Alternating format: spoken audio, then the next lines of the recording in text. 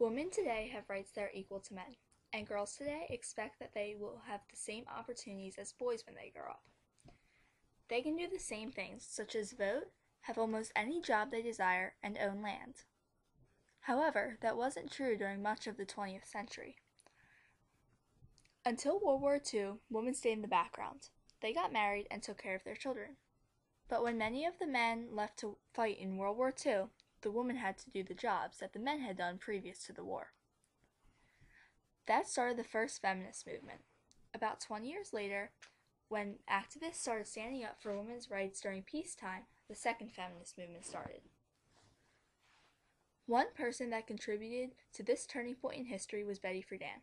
She devoted her life to seeking women's equality in all aspects of life. Betty Friedan brought forth to our country a new idea of what women could accomplish in society. Her role in the second feminist movement was hugely important. She wrote several important books for women and helped in the founding of organizations like the National Organization for Women.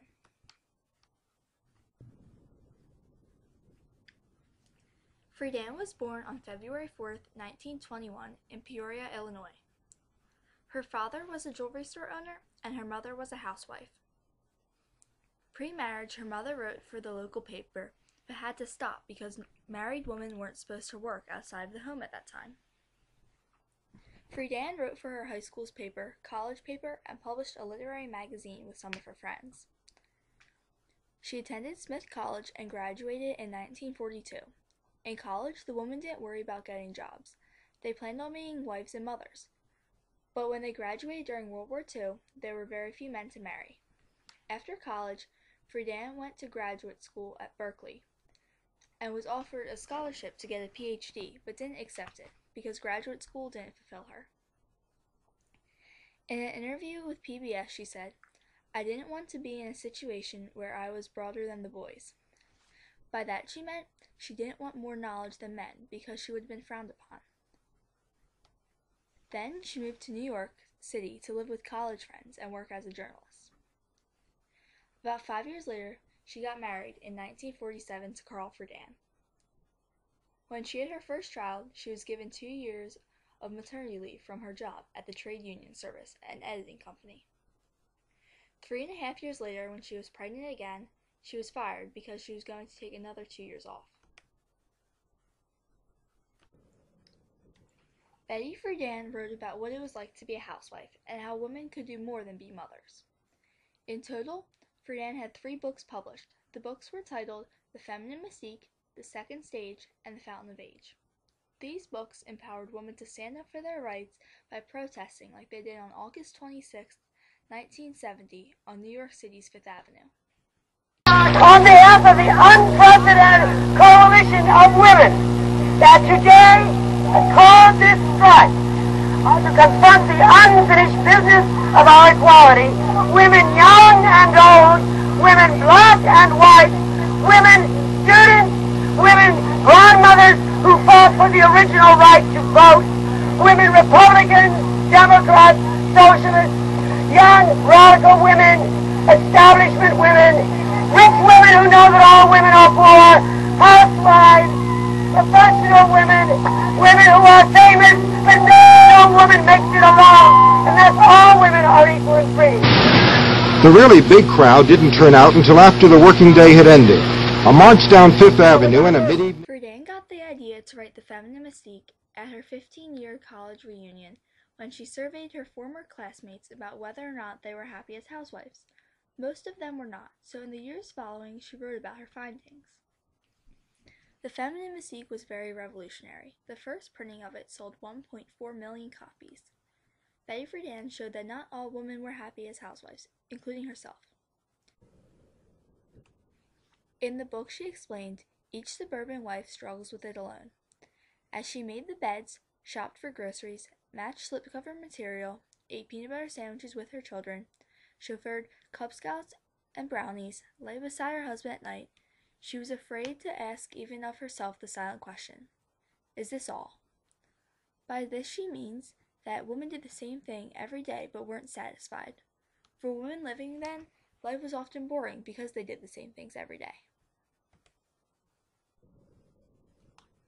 She also wrote, In almost every professional field, in business and in the arts and sciences, women are still treated as second-class citizens. It would be a great service to tell girls who plan to work in society to accept this subtle, uncomfortable discrimination. Tell them not to be quiet and hope it will go away, but fight it. A girl should not expect special privileges because of her sex, but neither should she adjust to prejudice and discrimination. Perhaps when she wrote this, she was thinking about how she was fired from her job because she was going to take a maternity leave. Also, in the 1960s, when the Feminist was published, women could have jobs, but men dominated the workforce, and most especially in management. The second stage was published in 1982, almost 20 years after the feminine mystique. It focused on how fathers and mothers now shared the household responsibilities, such as raising the children. At that time, women needed to work not only for personal fulfillment, but they needed money for their families. At the time of the second stage's publishing, 45% of mothers with children less than 6 years old were working because of economic problems. That was a big improvement from 1960, when only 10% of mothers with children under 6 were working. Yet, those women were still struggling to form an identity with all the conflicts and demands of working and raising children. She also wrote in the second stage, "This uneasy sense of battles won, only to be fought over again, of battles that should have been won, according to all those rules, and yet are not, of battles that suddenly one does not really want to win, and the weariness of battle altogether. How many women feel it?" This discusses how a woman is always fighting for her rights. Also, it says how women sometimes need to break the rules so they have equality to men. The Fountain of Age was published in 1993. It focused on growing older and how a woman's life changes with age. This was less of a protest of women's rights than her previous books, but it was still very important because she wrote about things that women didn't dare write about before, like retirement issues such as when to retire and what to do after retirement. Betty Friedan was not only an author, but an activist for women's rights.